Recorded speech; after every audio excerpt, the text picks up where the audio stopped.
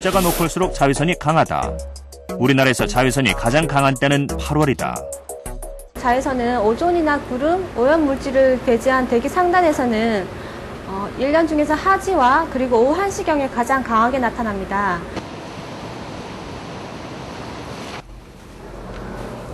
가벼운 걸음으로 병원을 찾은 이정희 주부. 네네네. 이 씨는 지난해 피부암 수술을 받았다. 이제 나이 먹으니까. 코에 점처럼 생긴 기저세포암을 발견했지만 다행히 수술 후 회복에 성공했다. 지금 이 환자분의 경우는 그 코 부분에 갈색에서 흑색의 이 구진이 기저세포암의 병변이었습니다. 기저세포암의 발생 원인이 여러 가지가 있지만 그 중에 가장 중요한 것이 자외선이고, 그리고 또 환자분의 경우에는 안면부에 기저세포암이 발생하셨기 때문에 아마 자외선이 중요한 원인으로 작용했을 것으로 생각됩니다. 평생 수영을 취미로 즐긴 이 씨. 피부암은 잘못된 습관이 부른 병이었다. 내가 젊었을 때 바닷가를 가고 수영장 가잖아요.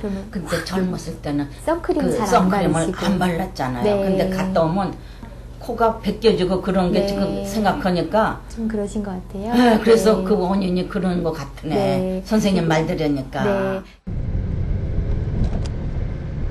자외선의 자극은 피부에만 국한되지 않는다. 피부에 손상이 된다는 사실은 알고 있었는데 눈에까지 이렇게 심각하게 영향을 미칠 줄은 그때는 못 깨달았던 거죠.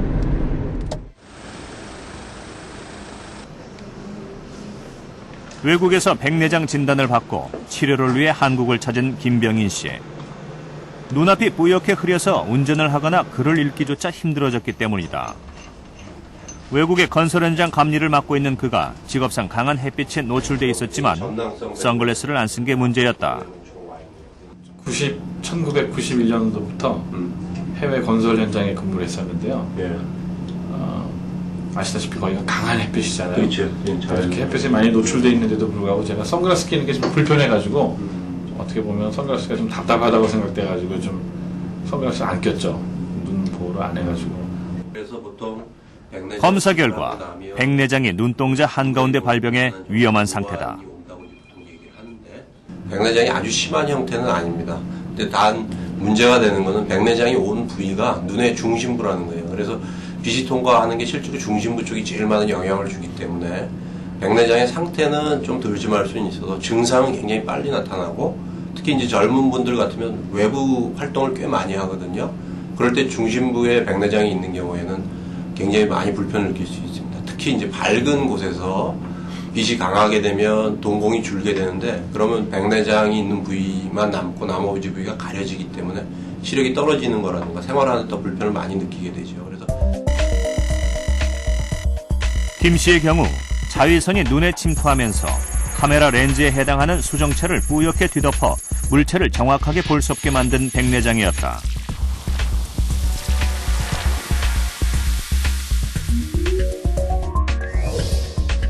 시야가 흐려 생활이 불편한 김 씨는 이날 바로 수술을 받기로 했다. 자외선에 손상된 수정체를 제거하고 인공 수정체를 삽입하는 백내장 수술이다. 이렇듯 자외선은 눈에도 치명적이다. 자외선은 실제로는 이제 눈뿐 아니라 우리 피부도 노화를 일으키는 주된 원인 중에 하나로 알려져 있는데요. 눈에서 실제로 자외선 같은 거를 바로 쐰다 그래서 당장 급격하게 나타나는 건 아니지만, 그게 쌓이면, 그러니까 쉽게 얘기해서 뭐 10년이고 20년이고 쌓이면 분명히 눈에 문제를 유발할 수 있거든요. 백내장 경우에 따라서 이제 망막 쪽에 변화 이런 것들이 다 일어날 수 있죠. 실제 여름철 자외선은 얼마나 강한 것일까? 지난 7월 19일 자외선 A를 측정한 결과 오후 1시 자외선 지수가 가장 높았다. 자외선에 우리 피부는 어떤 반응을 보이는지 홍반 지수를 측정해 보았다.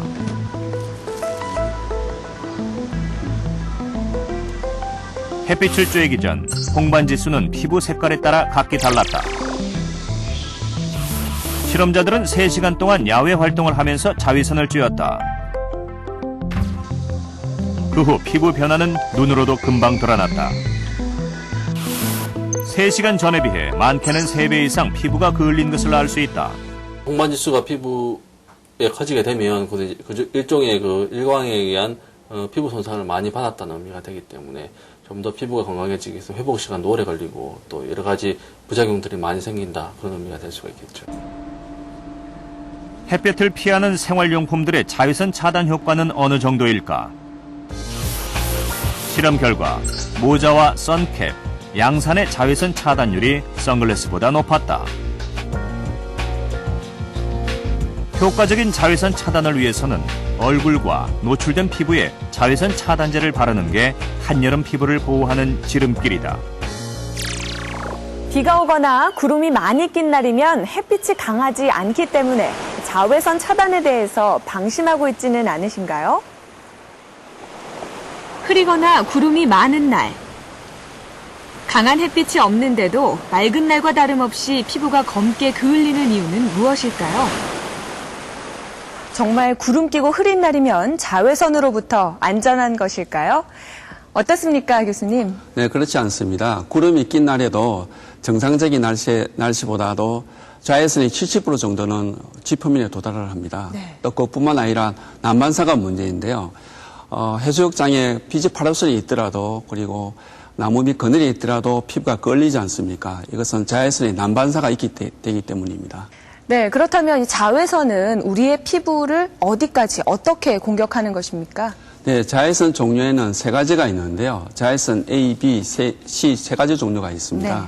자외선 A와 B는 우리 인체에 영향을 미치지만 자외선 C는 태양에서부터 나와서 성층권에서 거의 다 흡수가 되기 때문에 네. 지표면에 도달하지가 않습니다. 그래서 자외선 C에 대한 영향은 거의 없습니다. 우리 피부에 닿는 자외선의 무려 90% 이상을 차지하는 자외선 A는 피부 속 깊숙이 침투해서 기미, 검버섯 같은 색소 침착을 일으키는 피부 노화의 주범입니다. 날씨와 상관없이 1년 내내 피부에 영향을 주는 게 특징입니다. 여름에 기승을 부리는 자외선 B는 진피의 모세혈관을 공격해서 피부 화상을 일으키고 피부암까지 유발하기도 합니다. 그러나 자외선의 또 다른 얼굴은 바로 강력한 살균 작용입니다. 과연 자외선의 살균 작용이 어느 정도나 되는지 저희가 살균 실험을 해봤습니다. 우리 주변에서 흔히 사용하는 도마와 신발, 여성용 샌들, 칫솔 등을 이용해서 세균 조사를 해보기로 했습니다. 실험에는 간이 실험 도구를 이용했는데요. 먼저 4가지 생활용품에 각각 세균을 채취한 다음 세균 배양액을 넣어서 골고루 섞어주고 각각의 배지에 담았습니다. 이 배지를 배양기에 넣어서 35도에서 하루 동안 세균을 배양했는데요. 그 결과 세균이 가장 많은 것은 운동화와 도마로 세균이 배지를 붉게 물들일 정도였습니다. 그렇다면 햇빛을 쬐면 어떤 변화가 생길까요? 실험에 사용된 도마와 신발, 칫솔을 햇볕에 3시간 정도 널어놓았습니다. 그런 다음 똑같은 방법으로 세균 조사를 했습니다. 그런데 눈에 띄는 변화가 생겼습니다. 운동화와 구두는 눈에 띌 정도로 세균이 크게 줄었고 도마와 칫솔에서도 살균 효과를 확인할 수 있었습니다. 바로 자외선의 놀라운 살균력입니다. 야, 생각보다 이 자외선의 살균력이 대단한 것 같은데요? 네, 예상보다 살균력이 굉장히 높죠. 네. 그래서 자외선 같은 경우는 세균의 DNA 그리고 바이러스의 DNA에 특이적으로 작용해서 살균시키는 역할이 있습니다. 예, 자외선을 잘만 활용하면 비타민 D도 만들 수가 있고 이렇게 살균 효과도 있으니까 우리 몸에 이로운 점도 많은 것 같습니다. 자, 그러면 여름철 우리 피부를 괴롭히는 또 하나의 강적이 있습니다. 이번에는 땀입니다. 장마가 끝나고 본격적인 불볕더위가 시작됐다.